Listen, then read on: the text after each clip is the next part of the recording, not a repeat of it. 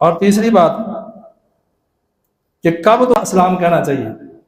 مثال کے طور پہ دو لوگ آ رہے ہیں آمنے سامنے، کٹھے چل رہے ہیں ساتھ ساتھ، درمیان سے گاڑی گزری ہے، ایک ادھر ہو گیا دوسرا ادھر ہو گیا، تو صحابہ اس حال میں بھی ایک دوسرے کو سلام کرتے ہیں.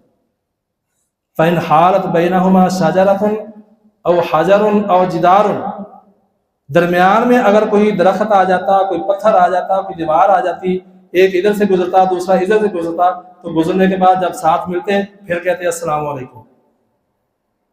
ہم اس انداز میں سلام کرتے ہیں.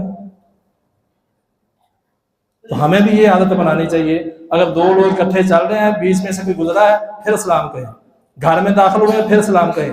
حتیٰ کہ بچوں کو اللہ کے نبی سلام کہتے تھے. حدیث میں تو آتا ہے نا کہ سلم الراکب علی الماشی والماشی علی القائد، کہ چلنے والا بیٹھنے والے کو، سواری والا وہ پیدل والے کو، اور جو زیادہ تعداد ہے وہ تھوڑوں کو یا تھوڑے زیادہ کو، اور چھوٹا جو ہے وہ بڑے کو سلام کرے. لیکن سیدنا انس رضی اللہ تعالیٰ عنہ بیان فرماتے ہیں کہ اللہ کے نبی مر علی صبیان فلیسلم کانا رسول اللہ صلی اللہ علیہ وسلم یفعلہ، بچوں کے پاس سے گزرتے ان کو بھی سلام کہتے ہیں.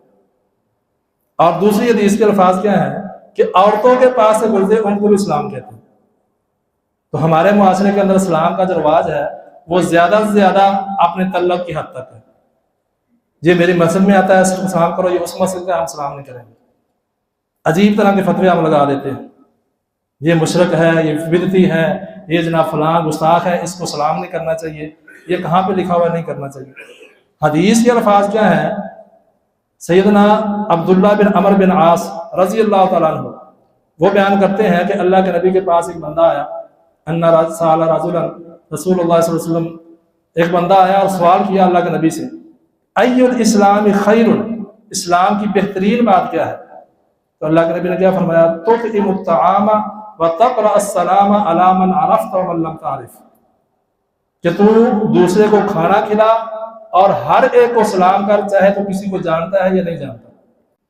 یعنی یہاں پہ عام حکم ہے، کسی کو جانتے ہو پہچانتے ہو، تعلق ہے، محلے داری ہے نہیں ہے، کسی بھی طرح کا تعلق نہیں ہے، آپ کے پاس سے گزرا السلام علیکم، مفت کی نیکیاں اور سنت پہ بھی عمل. تو سلام عام کرنا چاہیے. اور جو بندہ سلام کرتا ہے، حدیث میں آتا ہے جو بندہ 4 کام کر لے اللہ اس کو سلامتی کے ساتھ جنت میں داخل کرے گا.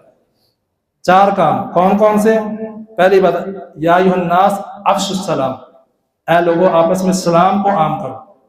وَأَطْعِمُوا الطَّعَامَ، آپس میں ایک دوسرے کو کھانا کھلایا کرو. اس سے بھی ہم محروم ہوتے جا رہے ہیں، صرف مہمان کی حد تک رہ گئے. محلے داری میں آپس میں ایک دوسرے کے ساتھ یہ محبت کا انداز ختم ہوتا جا رہا ہے، بلکہ ہو چکا ہے. آپ ذرا غور کریں، سوچیں، میں بھی سوچوں کہ میں نے اپنے پڑوسی کو کتنی بار ایک سال کے اندر کھانا کھلایا. ضروری نہیں کہ وہ غریب ہو، تو پھر اس کو کھانا، اس کا تو حق ہے ہی ہے، اس کو تو دینا ہی پڑے گا. لیکن ایک تعلق کو بہتر کرنے کے لیے، سنت پہ عمل کرنے کے لیے، ہم نے پچھلے سال 1 سال کے اندر کتنے اپنے محلے داروں کو کھانا کھلایا. بھی آج تیری دعوت ہے، مہمان آ جائے خصوصی پھر تو ہم دعوت کر ہی لیتے ہیں، لیکن محلے داری کے اندر یہ کتنا کیا کہ کسی کو میں نے کھانا کھلایا ہو، کسی نے آپ کو کھانا کھلایا ہو؟ کبھی ایسا ہوا؟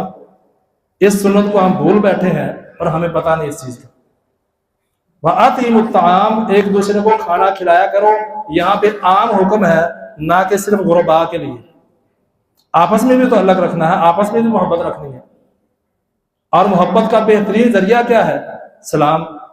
جب سلام لیں گے تو آپس میں محبت بڑھے گی. جب محبت بڑھے گی تو ایمان مضبوط ہوگا، اور ایمان مضبوط ہوگا تو جنت میں داخل ہوں گے. اور یہ بات میری نہیں، حدیث کی ہے، مسلم کے اندر حدیث ہے کہ اللہ کے نبی فرماتے ہیں لا تدخلوا الجنت حتی تؤمنوا، تم جنت میں ہرگز داخل نہیں ہو سکتے جب تک تم ایمان والے نہ بن جاؤ. ولا تؤمنوا حتی تحابوا، اس وقت تک تم مومن نہیں بن سکتے جب تک تم آپس میں محبت نہ کرنے لگ جاؤ. اب یہاں پہ رکیں، بریک لگائیں، تھوڑا سا اپنے ذہن کو گھمائیں.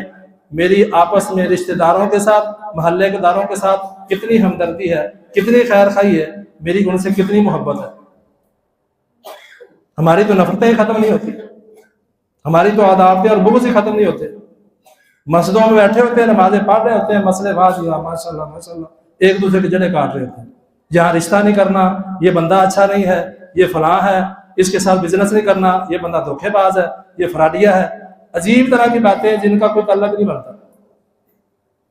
اور بغیر مانگے مشورہ دینے میں ہم پہلے نمبر پہ ہیں۔ کوئی پوچھے نہ پوچھے ہم نے اپنی ٹانگ اڑائی دینا ہے اس میں بھی، آپ سے کسی نے پوچھا ہی نہیں، آپ کیوں بتا رہے ہیں اس کے بارے میں؟ جیسے وہ مشہور ہے نا، کسی بندے نے مولوی صاحب سے مسئلہ پوچھا کہ بغیر وضو کے نماز ہو جاتی ہے، وہ مولوی صاحب میرے ورگے ڈھلے بندے سے، انہوں نے کہا جی سوچنے لگ پہ کول بیٹا سی بندہ کہنا جی ہو جاتی ہے جی، کیویں ہو جاتی ہے؟ میں کئی باری پڑھی، یعنی ہمارا یہ انداز ہے، مسئلہ مولوی صاحب سے پوچھا ہو جاتی ہے میری، میں کئی باری پڑھی۔ تو ہم اس معاملے میں ایسے ہی ہیں، کوئی مشورہ مانگے نہ مانگے ہم ایک دوسرے کی ٹانگیں کھینچتے ہیں، لیکن مسجد میں ہم بڑے نمازی ہیں، بڑے حاجی ہیں، بڑے نیک ہیں اور بڑے مسئلے کی داد دینے والے ہیں، لیکن ہمیں اپنی حالت بھی ٹھیک کرنی چاہیے اور کھانا ایک دوسرے کو کھلانا۔ وَصَلُّوا بِاللَّيْلِ وَالنَّاسُ نِيَامٌ، اور رات کو جب لوگ سو جاتے ہیں تو اٹھ کے نماز پڑھا کرو، تہجد کی نماز۔ زیادہ نہیں پڑھ سکتے، کم سے کم 2 رکعتیں پڑھ لو، 2 رکعتیں پڑھ لو، 2 رکعتوں کا بھی ٹائم چلا گیا ہے، کم سے کم آپ 5 منٹ 10 منٹ پہلے اٹھے ہیں تو استغفر اللہ ہی پڑھ لیں، استغفار ہی پڑھ لیں، کچھ نہ کچھ تو پڑھیں۔